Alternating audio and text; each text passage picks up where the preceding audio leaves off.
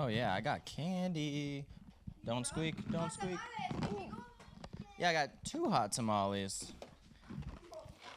Here's my thing. How should we share these? Because we're going to eat all the candy, but how? Give them both to me, then hold it. All in favor? Yeah? No? Okay. Just 1 or 5 to each person. We got 50 seconds for movie time. All to me. Yeah? Okay. How about this side of the room gets 1 and this side gets 1? Well, then you get more. That's just quick math right there. All right, cool. So we're going to watch a movie. It's going to be a surf movie. I think it's one of Brandon's buddies. It's going to be cool. And if you guys want more popcorn, I can get it. Or you can get it. Please don't spill. Please don't spill. I'm probably going to have to clean up this whole place later. But just do your best, all right? Yeah? You going to help me pass these things out?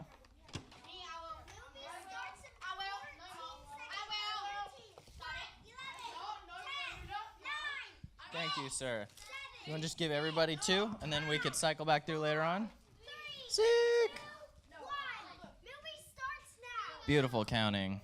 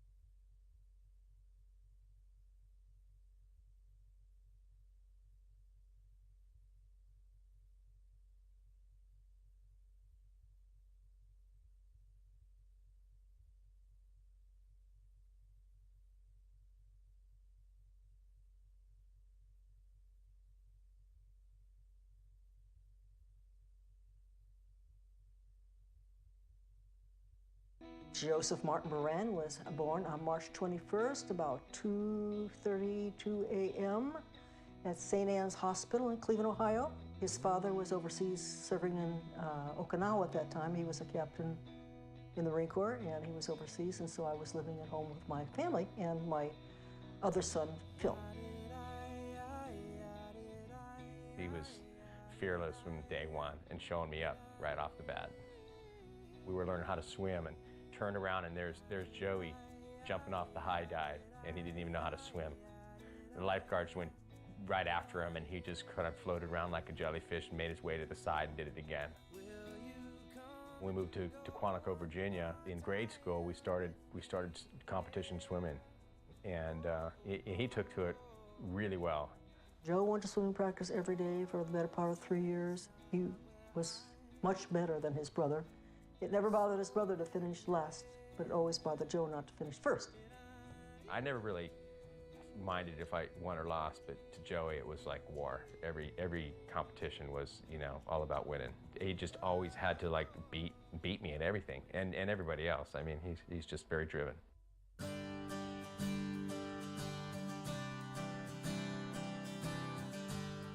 At the beginning of 1973, we had been in California and Carlsbad 6 months at that time. Always adventuresome. And it was obvious that he was going away from swimming and into surfing, and he asked for a surfboard for his birthday present. He got the surfboard and went off surfing, and that was that. He had channelless energy because it was there. He was known to skip school on occasion. So, you know, his surf was up, Joe was gone. There weren't a lot of kids surfing at the time, so we basically just kind of bonded together and just pushed each other. From the first time I probably set my eyes on him, that was the one thing that stood out, is just he just loved to get barreled. And he would hunt a barrel even where there wasn't a barrel. We used to surf this place called In Between the Jetties, right at Tamarack. And there was a nice little shallow sandbar that formed there. And early in the morning at dead low tide, it would create this perfect little 3-foot barrel that he could stick himself into. He would just set up, disappear into this little cylinder, and come flying out. I mean, this is just before light. He'd be the first one in the tube every day. He surfed way too much. I mean, that was the only thing he wanted to do. I mean, school, stop swimming, you know, stop playing basketball. Any other activities went to the wayside. Joe actually jumped into the game right when surfing was starting to accelerate into an accepted sport. Literally, from 11 or 12 years old, we'd meet virtually every morning in the dark, rain, sleet, or snow, it didn't matter. But surfing just becomes so consuming. It's something, once you start doing, you just can't get away. It's so important, it's so vital to who we are as people, being a surfer. I mean, it's as important as oxygen.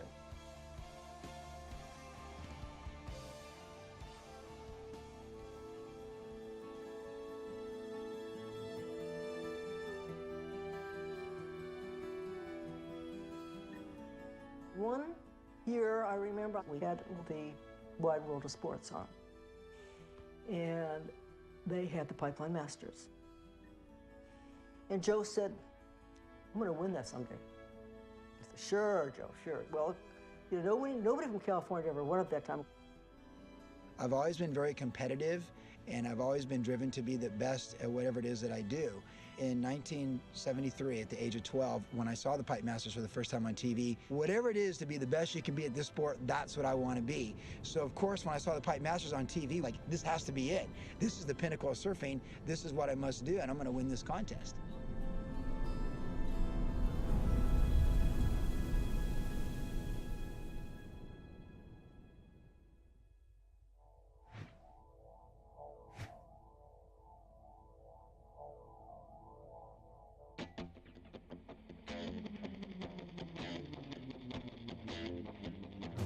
Well, I first got into competition surfing the year I really started surfing in 1973. I realized early on, as I was going to be serious about surfing, I needed to find out where I could compete, and the WSA was where I could compete.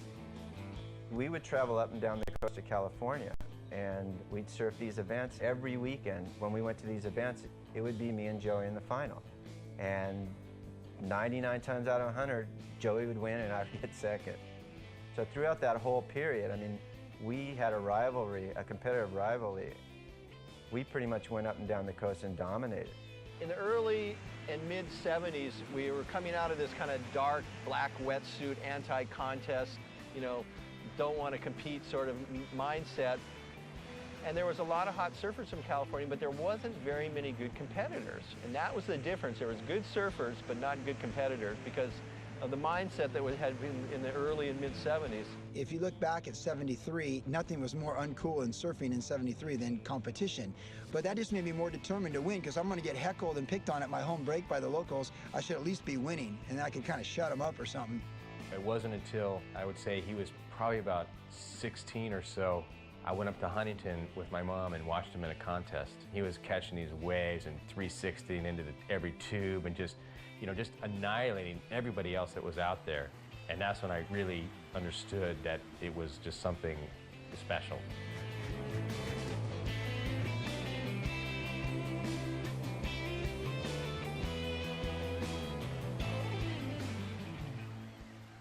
Joey went through the amateur ranks, this, you know, scrawny little kid, you know, beating his way up the ladder, does well in the amateur ranks and goes, where do I go from now? There's no place else to go except turn pro. He was on a mission every single day, and he hit the water, it was showtime. It was definitely showtime. And don't stop and keep moving, can't change the road no more. Been given just one life to live. I just remember him always telling me how I'm gonna be a pro surfer, Billy.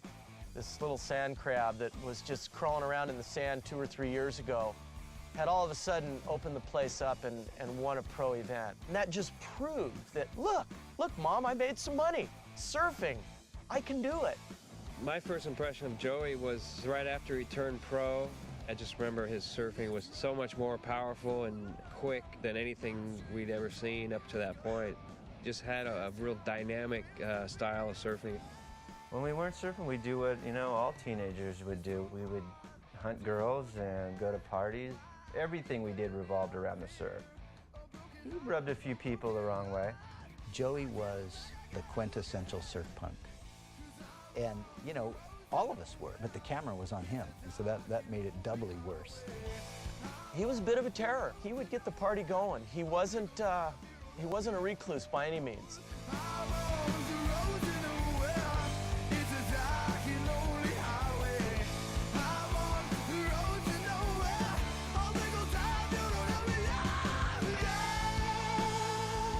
He was cocky, he was arrogant, he was brash, but that's who Joey was. That was his makeup. That's what made him the competitor that he was. And so it took the new generation of the late 70s guys, and probably nobody personified that better than somebody like Joey Moran, because he was young, he was brash, he was keen, and he was hungry. And that's the kind of attitude that it took to do this, and he was probably the first guy that really emerged to put all those things together and produce the results that it took to become a champion. It's amazing I didn't get beat up all the time. I mean, I was a loud mouth, I was abrasive, I was obnoxious. Nobody messed with me, and all the guys used to pick on me and throw rocks at me for doing contests. By the time I was 16, they're the guys that covered my back whenever I caused any problems in the water. There was nothing else to discuss when you saw him other than surfing. Surfing was so important to him that nothing was going to stop him.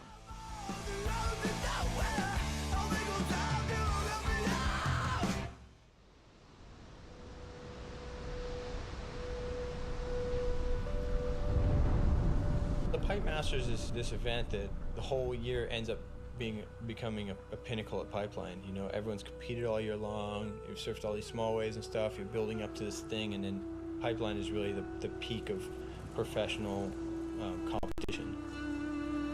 The Pipeline is generally known to come on in December.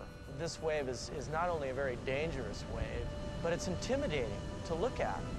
What makes Pipe so intense is this big marching open ocean swell. It just comes from halfway across the world. First thing it hits is the shallow water reef after traveling in deep water for so long. And it just stacks up on 8-foot deep reef and actually grows probably twice its size compared to how deep the water actually is out there. The water is really shallow there, and the wave is very powerful, so there's a pretty good chance that you're going to hit the bottom. Oh my God! The bottom is all broken up, different pieces of reefs and rocks and that sort of thing. So there's a lot of risk involved. If you can imagine falling out of a 3-story building and landing in the shallow end of a pool, that's pretty much what you're looking at. I've been surfing there for, like 35 years, probably off and on. It's just a gnarly wave that can catch you off guard. It just has that danger and power, and it's actually exciting. Pipe is pretty intense. It's intimidating. The energy is crazy. And that's just from the beach.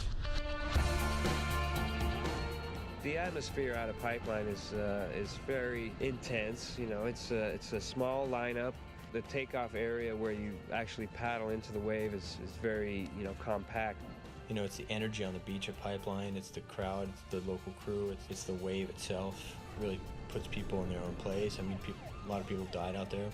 Pipeline is the epitome of intensity in the surfing world. It's the epitome of life and death as far as a surfer is concerned.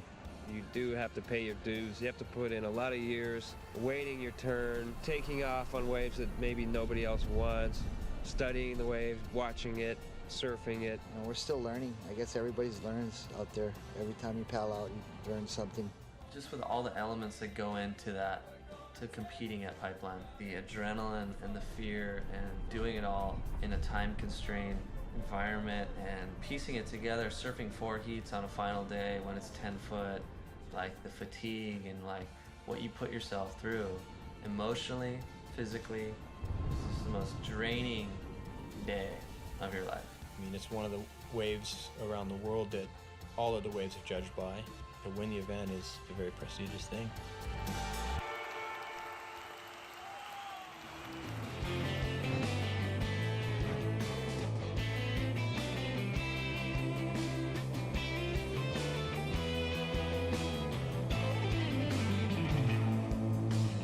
A guy who can turn pro and make the Pipe Masters in his first year, that says something for his, not only his surfing style, but also his attitude of what he wants to do with himself.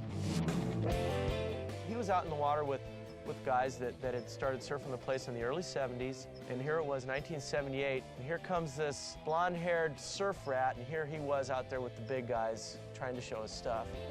Being the Pipeline Masters in 1978 at 17, there was a lot at stake here, because if I don't perform well in this Pipeline Masters, I may not be invited back again next year. I couldn't believe I was out in the water with a jersey on with like 15, 18-foot faces that are top to bottom spitting and heaving, and pipe makes noises when it's big like that. It's like Roman gladiators. There's no harness like it.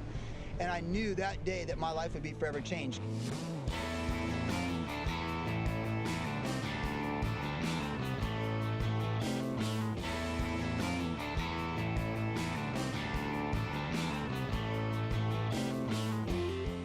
I'm sure he had butterflies beyond belief to be out there in the final. He was rubbing shoulders with the hot rods. That was incredible for a 17-year-old kid. Just to make the final is not only an honor in itself, but an accomplishment without a doubt. And so really, if you can make the final, hey, you've already, ahead of the game.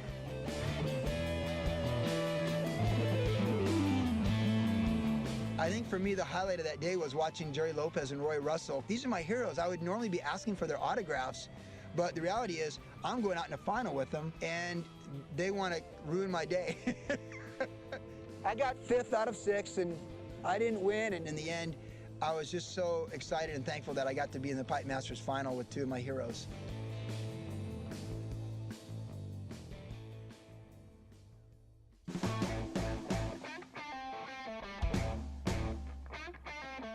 He came back a conquering hero. He took down some pretty big people on the way to the finals, and that was definitely saying, this kid's here to stay.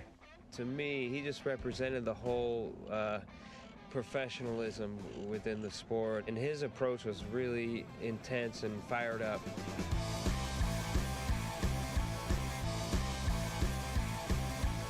The World Tour started, I think, in '76. That's basically where professionalism started. He was one of the first Californians that were actually on the world tour, so that's where he got tagged with that California kid. Blonde hair, energetic, fired up. It was actually a perfect tag for him. That's when I became Joey's brother. Stopped being Phil Brand and became Joey's big brother. I don't think I paid for a surfboard for 10 years. When we would go to places, Joey Brand opened all doors. He was like a rock star. One of the things I really liked about the world tour is wherever we went, we were the main event. It was like the circus came to town. We got treated like royalty as a whole, the top surfers, wherever we went. People want our autographs. We're in the international magazines. You start with a selfish surfer to begin with.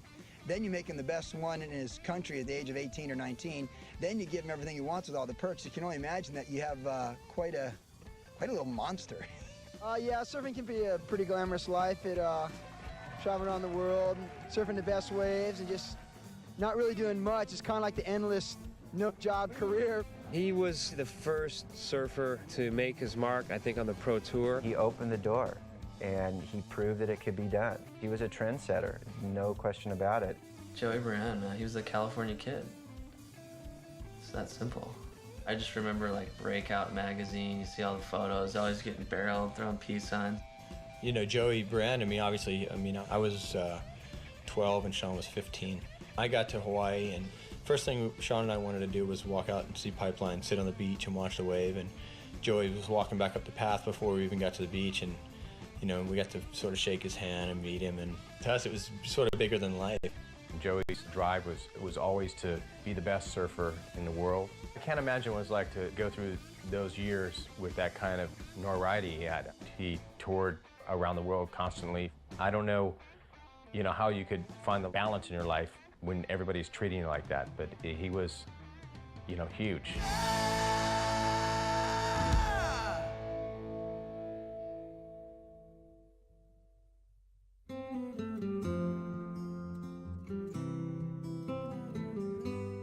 In 1981, I'd been on the tour for like 4 years by that time, and I was Joey Brand, the California kid. I've been living that life where we're the circus wherever we go.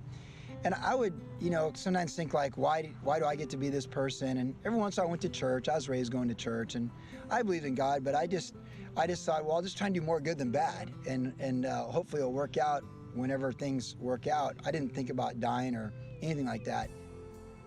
There was an incident in 1981 that had a pretty big impact on me. Not so much when it happened, but years later.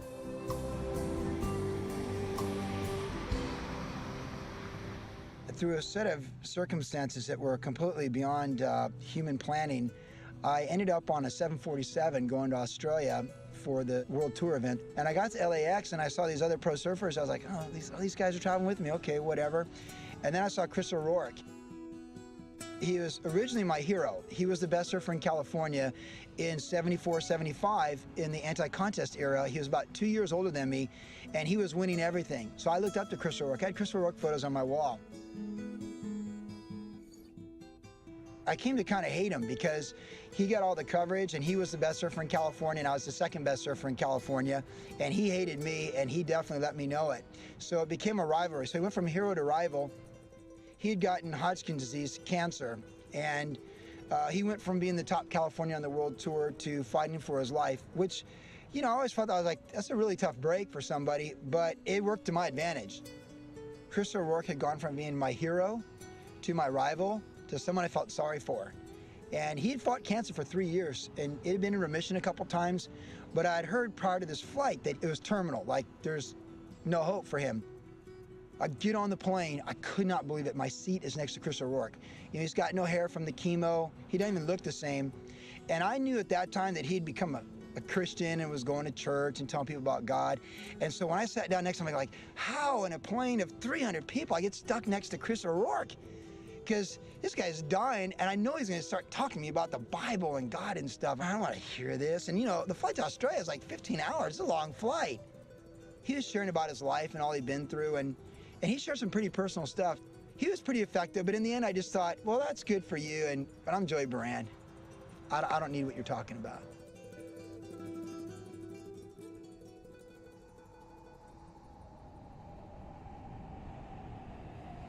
The North Shore is notorious for going into periods of bad wind and bad weather.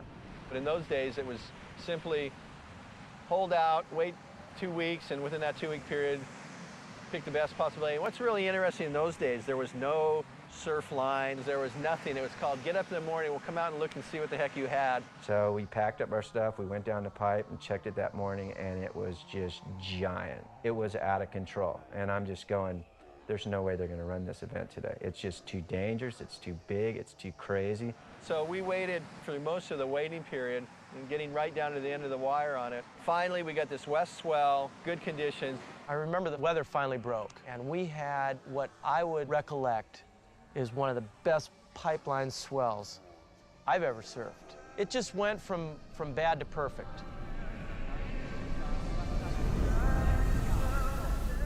Randy Rarick, the contest director at the time, goes, it's on, boys. And everyone just kind of looked at each other like, you gotta be kidding me.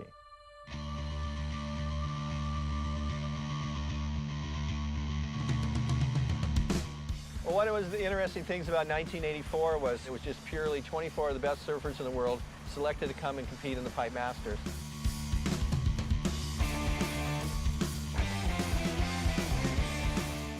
Beginning of that event, it was crazy. I don't think anybody was comfortable. The waves are really big and dangerous today. I'm just concentrating on, getting a few really good rides and, playing it safe.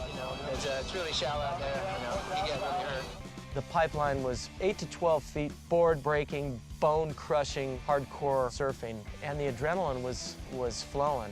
In the early rounds of the 1984 Pipe Masters, it was big and it was treacherous, and I felt like this is probably my last chance. I need to pony up and deliver right here. This is it. This is the moment of truth in my life.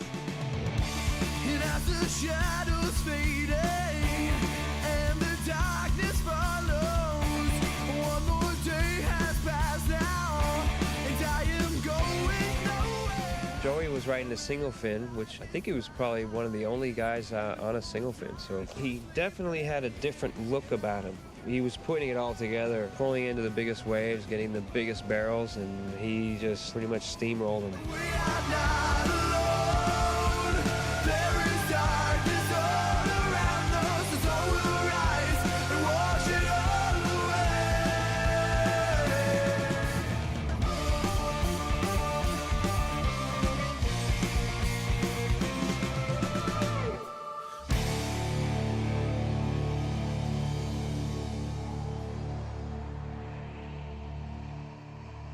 Everything just worked up to the most amazing final that I've probably ever seen.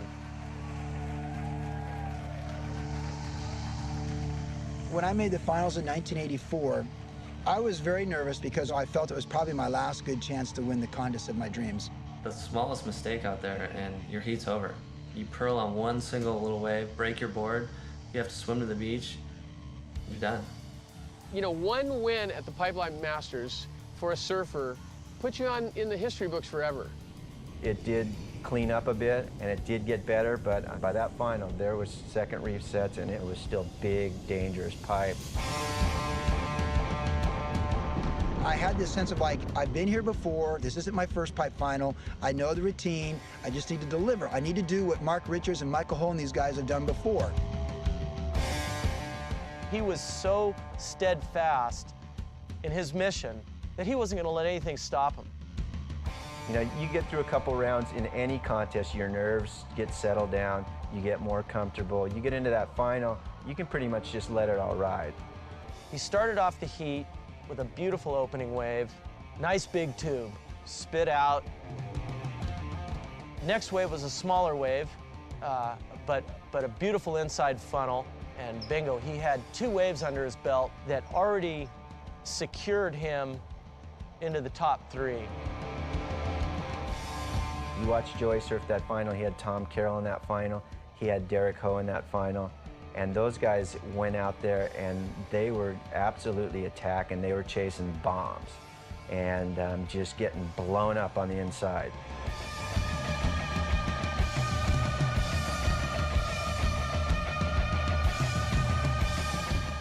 He needed a big set wave to win his heat. That would just clinch it. It was down to the last 5 or 10 minutes. We saw a set coming out the back, and I was biting my nails on the beach. It had the potential to be his dream come true. If he caught this wave, it was going to be the one. It would be the heat clincher.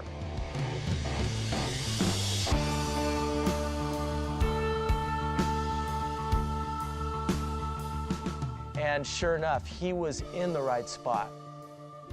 He got in right behind the peak, right in the right spot, pulling in behind the barrel, gone. I mean, completely gone. He came flying out of the barrel right after the spit. It's just the ultimate in the sport. And then I came in on the beach and everybody came to me, and Billy Stankham was like, dude, I think you just won the pipe. So I knew I was top 3. I had to be. And then I got up on the podium, but everyone was coming to me, you know? So it's like, that's usually how you know who the winner is. The beach thought I won. And so we got on the podium, and they did the results, and then they went through the 6th through 5th, 4th, 3rd, and they said Mark Accalupo got 2nd. And I heard everybody cheering, and I wasn't sure what they had said. And I turned to Tom Carroll on my left, and he said, you won, mate. And that's when I knew. And the next thing I know, the girl's putting the lei over my neck, and I'm like, yeah. You know, it was just like my whole life. This is my whole life. I just won the Pipe Masters. This is my day. That's what he lived for. That's what he dreamt for since he was groveling down there at Tamarack Jetty, tucking into a 2-foot morsel. Now he was dropping into a 12-foot barrel, showing the whole world that he could do it. It doesn't get any better than that. He chased that one since he was probably the first time he paddled out on a surfboard, and first time he figured out what pipeline was, and he knew that he was a tube rider and a goofy footer. He'd probably chase that dream from that day on. The exhilarating energy, the crowd on the beach, he had his hands over his head with his trophy. That was it. I just remember him saying, dreams come true. He said on the winner's podium, you know, dreams do come true. Dreams come true, man. That's all I got to say. Dreams come true.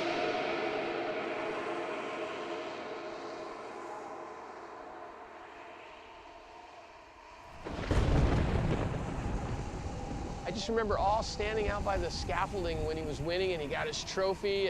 And I just remember the rain. It started pouring down rain, and I tell you, everybody just took off running.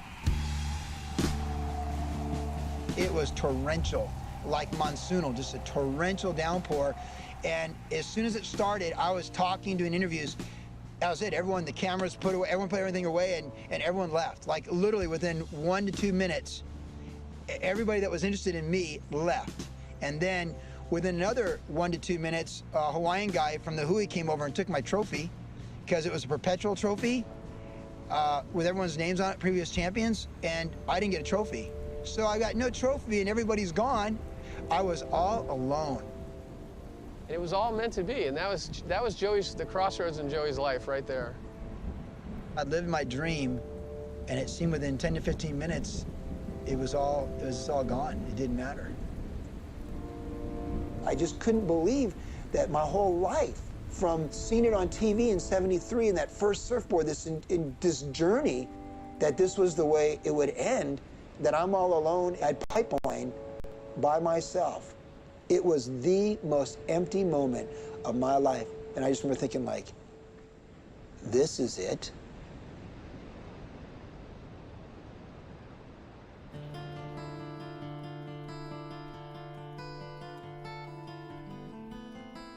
I believe there's different things that can make someone really depressed and even despondent and despairing of life. And for me, because having reached my dream, I knew that didn't fulfill me. I just didn't have a purpose to live.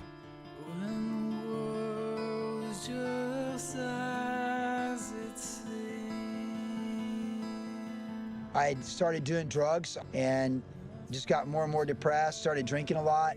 So I became very suicidal, and I would just sit in my apartment in Los Angeles, afraid to go outside. I didn't want to be Joey Brand, the California kid, and I tried to find a purpose to live. And in the end, I just didn't have a purpose for life. Sinking deeper in darkness and blind to the light of In my mind, everything was going great. He had achieved, winning the Pipeline Master. He had a great job at Body Glove. I thought he had the world by the tail. So I was pretty shocked when he ended up in the hospital. I drank a bunch of alcohol and I took like 2 bottles of Tylenol. I purposely tried to overdose, and I went to sleep believing I would not wake up in the realm of time. Just devastated me to think that that I didn't realize, first of all, that he had tried to do this to himself. I mean, he was my son. How I'm in my flesh and blood. It devastated me. I'm just really thankful that I woke up about 6 hours later, and then I was sent to County Mental Health out in Escondido, and I'd go out there for some appointments, and they'd try and tell me there's a reason to live. They didn't have any real answers for me.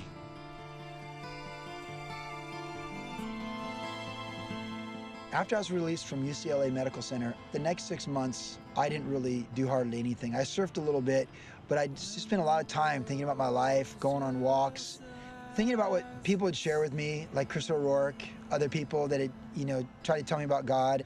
I sensed that Joey was really searching for a deeper meaning in life. I knew deep down that there obviously was a plan that I believed, for me personally, was of divine origin, like Chris O'Rourke had shared years before, but I think I just wasn't willing to trust in that plan. And so I was going to keep trying to chase things that would satisfy me otherwise, but of course they never did. I had my sister, who was a Christian, tell me, you should just start reading the Bible. And every time I ever tried to read the Bible before that, it depressed me because I was doing everything contrary to it. But I began to read the Bible, and my sister said you should read the Gospel of John. And when I was reading, it was like the book was 3D and multidimensional. It was totally speaking to me like nothing in my life had ever spoken to me before. And most particularly John chapter 3, the passage in John 3:3 about being born again. Finally, I got to John 14:6, where Jesus said, I'm the way, the truth, and the life, and no one comes to the Father but through me. I was just like, if that's true, that's pretty serious. If that's true. And if that's true, then I need to rethink my life, totally. And I really believed that it was true. And then I read later on in John where Jesus said, it is finished on the cross. And that's the one that closed the deal for me. Because I always felt guilty about all the selfish things I'd done. But when I read that verse where Jesus says it is finished, it's like it all clicked in my mind, like he paid the price for me, and I can be forgiven, and I can do this through him. And I was like, I'm going for it. I don't care what anyone says. I don't care what my sponsors say. I don't care what my girlfriend says. I'm going for it. I absolutely believe this to be true beyond any doubt. I'm going to yield my life to Jesus Christ and do whatever he's called me to do. And when I made that decision, I found purpose for my life.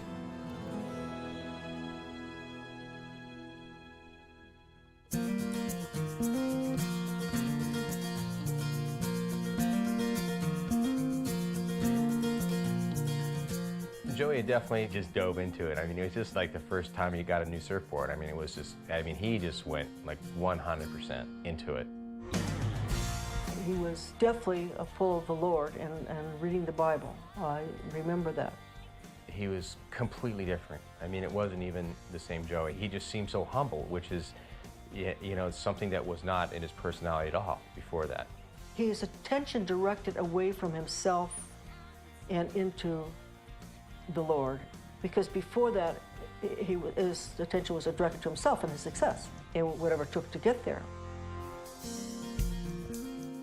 In 1987, one day I was surfing, and lo and behold, Joey happened to be out there as well. So we just struck up a conversation. We started meeting on a regular basis to have breakfast, to surf together, and to do Bible study together. I was pastoring Calvary Chapel in Vista, California. And about that time, I had really begun to put the thought in his mind of serving God in a different capacity, coming on and doing an internship and training for the ministry. Brian Broderson became one of my best friends in 1987, and he saw the call of God on my life in ministry and invited me to come on staff and be an intern pastor. And so he went up to surf a contest up in the San Francisco area, and he got pummeled, and his back got tweaked, and he came back saying, I think God's speaking to me. I think he's got another plan. And so from then on, it was kind of, phasing more and more out of the surf, at least in the competitive sense, and moving more and more toward training for ministry. Also at the Body Glove Winter Pro, California surfing passed a milestone. The California kid, Joey Baran, surfed his last competitive heat. Joey has announced a radical new career change. He's becoming a pastor at the Calvary Chapel in Vista. We all wish the best of luck to Joey.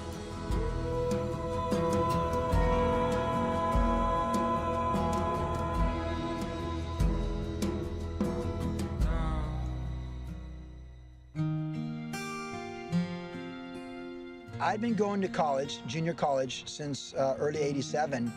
I was trying to get a class to meet my GE requirement, and it was a speech class.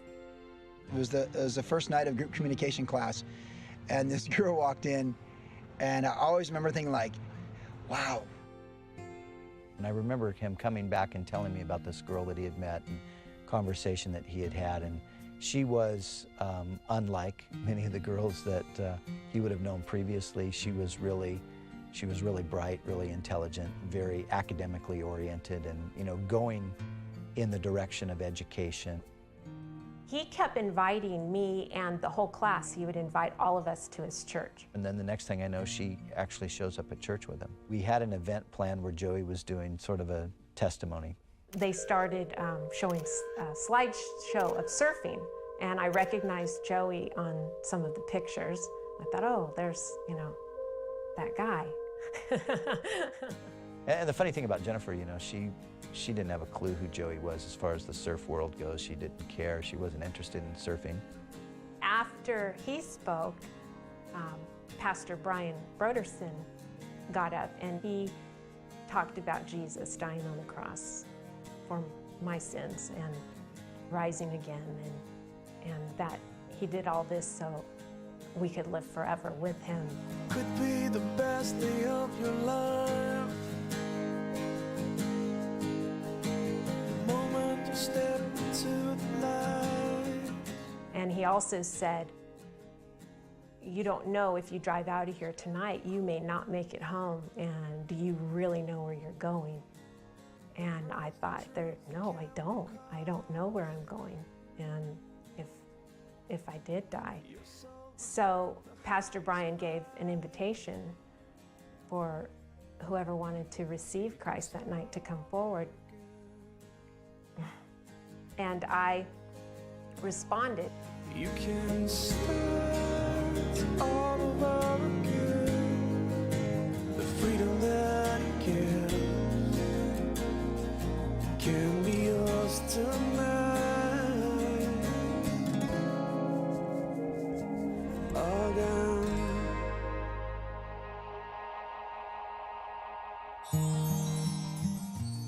We had a very short engagement, and we were married in March of the next year.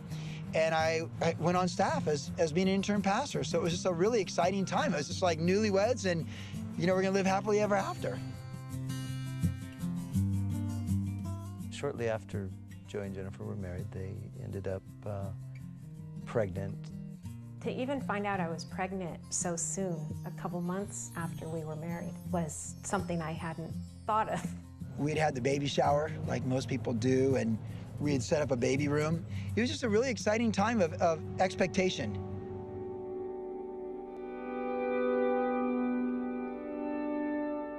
Right at the time when she was about to give birth to the baby, we received a call that Jennifer had, gone into the hospital. It was New Year's Eve, and I woke up one day. We went for our usual walk because it was a Saturday, and I didn't feel the baby move, and I just said, I think we need to go back. I think we need to go back to the hospital. It was just after midnight. A nurse came in with the little sonogram. She's like, well, let me check you out and everything, and nothing was happening. The head nurse at that point came in with an ultrasound where she could see on the screen. And I said, oh, the other nurse said that the Doppler was broken. And she said, the Doppler's not broken, that Doppler's not broken. And she put the ultrasound on me and looked on the screen, and she just looked right at me and said, your baby is dead. And that was it. Nothing really ever prepares you for tragedy, so you just, you know, it comes, and it's always surreal. And I just remember coming back, and I don't think we said a word. It's just so sad. So we came home, and then I went in the baby room, and I took down everything in the baby room. I packed it all up, and I drove up the street to my mom's house, which is a house I grew up in, and I put it all in the closet of my old bedroom, which is probably still the hardest thing I've ever done in my life.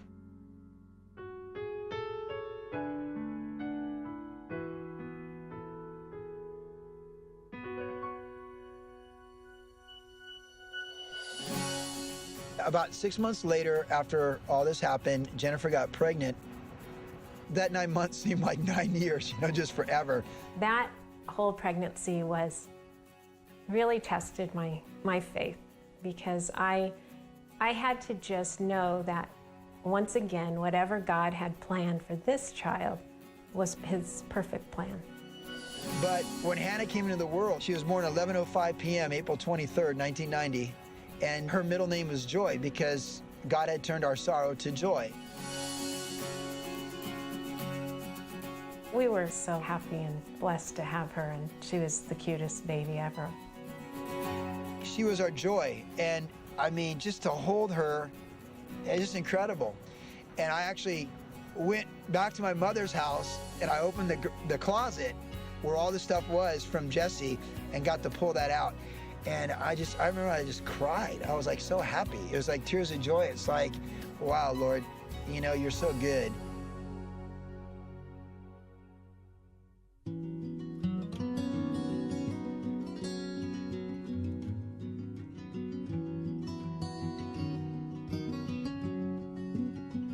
That was difficult. You know, you hate to see them move away.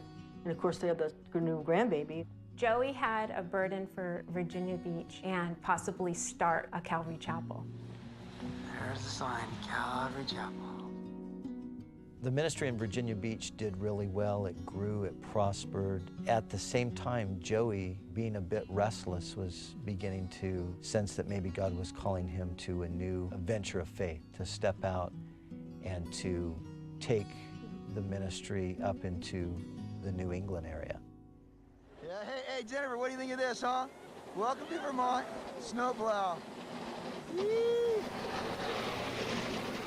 Vermont was very cold. And it was cold in a lot of ways. There it is, 19 degrees as the snow falls. Virginia was everything you could have hoped for with starting a church. I mean, we didn't do anything except Joey opened the Word of God and people came and people got saved and the church grew. Vermont, he did the same thing. He opened the Word, he taught the Word, and nobody came. It's easy to lose sight sometimes when things are slow and hard, tedious. It's easy to lose sight of the excitement that you initially had, the faith that God was calling you to do something. You begin to question and wonder, did I really hear the Lord? Did I make a mistake in leaving Virginia? Joey was discouraged a lot during that time. And I had never seen Joey down like that before. He definitely felt like he had failed somehow. Nothing appeared to be happening, but everything was happening in us. Perseverance and living by faith. I think that was the good thing about Vermont. Although it was a hard time, it really taught him to depend on the Lord. It taught him, I think, a lot about himself, you know, and not trusting so much in who he is or what he was or his past and his background and his former fame and notoriety. It taught him to really trust the Lord in fresh new ways and realize that it's not Joey Baran that's going to get the kingdom of God expanded. It's God himself, and he doesn't need a huge personality. He just needs a servant. I think the most important lessons I've learned in ministry, I learned in Vermont. Ministry is not something you can really do in and of your own strength. That success in ministry is becoming more like Jesus, and sometimes that's painful.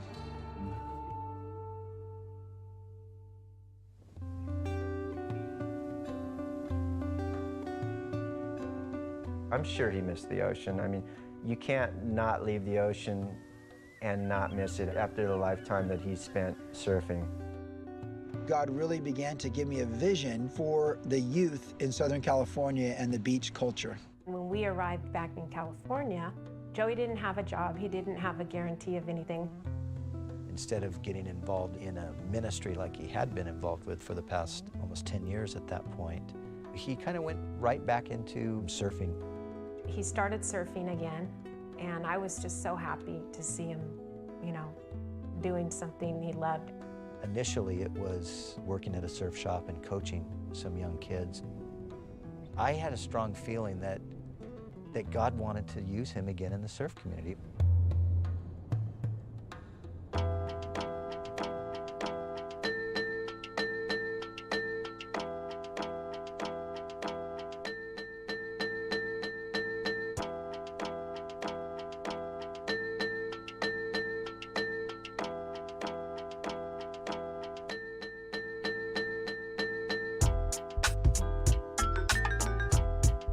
When he decided to come back and he heard that event was on, there was no problem for him putting on a pair of trunks, getting back in that water and getting in shape for that event. Look at the venue. I mean, Porto is the Mexican pipeline. That's what they call Porto. And that's Joey's arena. I was watching Joey make his kind of more or less his comeback. I thought it was like good on him. He was surfing really well. It was like he didn't really miss a beat.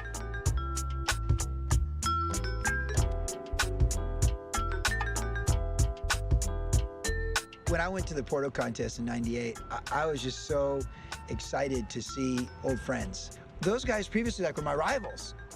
At this point in our life now, we're all in our upper 30s or even low 40s for some of those guys. And we're in the journey, we're farther down the road. Now, I was just excited to go see these guys and share with them the journey my life had been on and hear about the journey their lives have been on.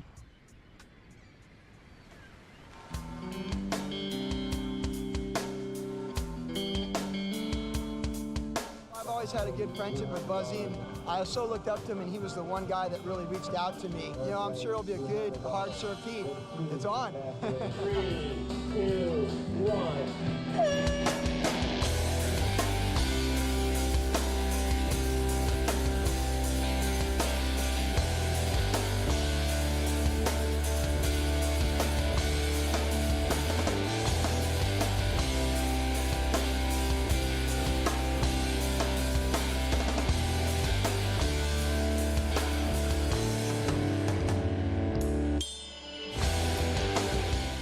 I've watched him surf left barrels my whole life, and that was his venue. I mean, that was his surf, and he went out and, did what he can do in that kind of surf. Just, took it apart and got his barrels and walked away as the champion. It was an incredible feeling when the Porto contest, the thought of ever winning a surf contest again never crossed my mind. I never thought I'd ever feel that way again. The opportunity came up for me to offer a slot to Joey. So we gave him an opportunity to compete in the pipe trials, which is pretty amazing. It's like taking, say, Arnold Palmer and putting him in a golf tournament against Tiger Woods. When I got the pipeline in '98, first of all, I was so nervous, you don't even know. I had been Hawaiian over 10 years. So first thing was like, can I still surf pipeline? I think the thing I wanted to prove was to myself. So for me, it was a success because after all those years not surfing pipeline, I could still do it. But the second thing that really got me when I was there was like how good the new generation was surfing pipeline. I was just in shock of watching Andy and Bruce Irons. When I saw Slater for the first time at Pipeline that same year, I was like, are you kidding me? They were actually beginning to perform more. Before it was just like, drop and barrel in the 80s. These guys were doing turns in the barrel. They're just better, and I was okay with that. And I was very content to watch the new generation surf pipeline on a whole nother level that I'd never seen from my generation. Another thing that really blessed me is just how everyone treated me. With just a lot of respect. There's the new school guys who are checking me out. In the end, I'm just a goofy foot from Carlsbad that wants to get barreled, And what was really cool is that that new generation, they gave me a spot in that lineup, and they let me get the good waves. And that's priceless.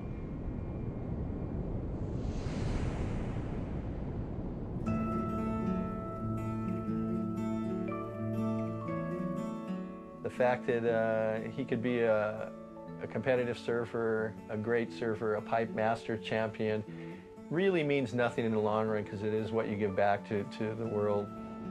Now he's involved with the USA team, and when I heard that, I thought, this is something that's really good for the team, and and it's something that I think is going to benefit those kids a lot. Well, having Joey as the coach is, one of the coolest things I've ever experienced, just because he's so into it and puts so much time and effort into the whole team. For me, it'd be amazing to win Pipe Masters, and since he's done that, he knows how he can teach everybody that. So yeah, he's a really good coach. I think there's something that just feels good to you when you give back, when you share something and you see some sort of tangible result from that. And for Joey, he'd probably even get more fulfillment just from seeing them just succeed, as people, and more personally even than professionally. Joey teaches life lessons. Just realize that surfing isn't everything. There's family, friends, education, and that other things besides surfing matters. They can learn a lot from him. He can tell them about his experience with winning and still being empty and stuff. So for him, coaching the kids is a good thing, because winning and losing isn't everything.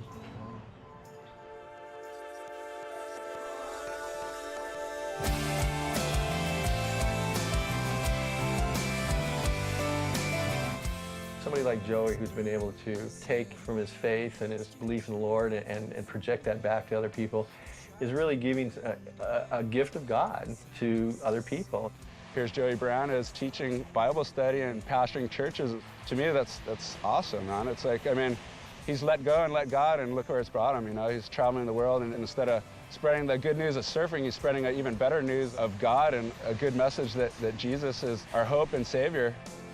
Going from a prideful, extremely self-centered, self-seeking individual to being a humble servant of God, that's the power of the gospel right there. And Joey, in his life, he epitomizes what Christ is able to do.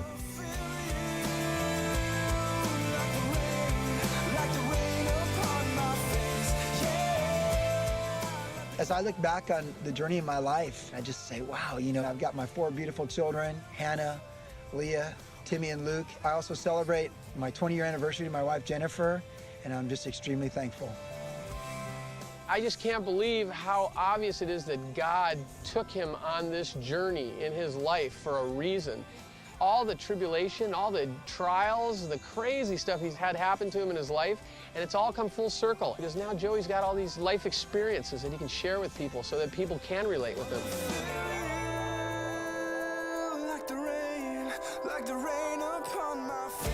I'd have to say the thing I've learned the most is that you can trust God.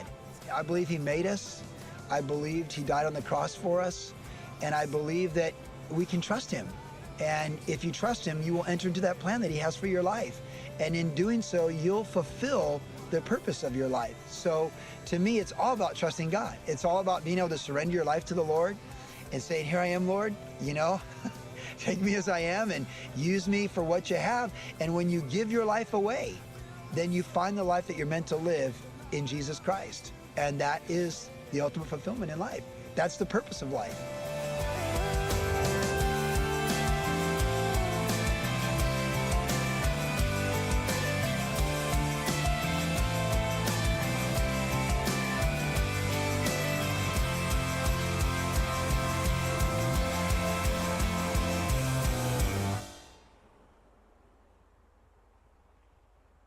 Keeper of the stars,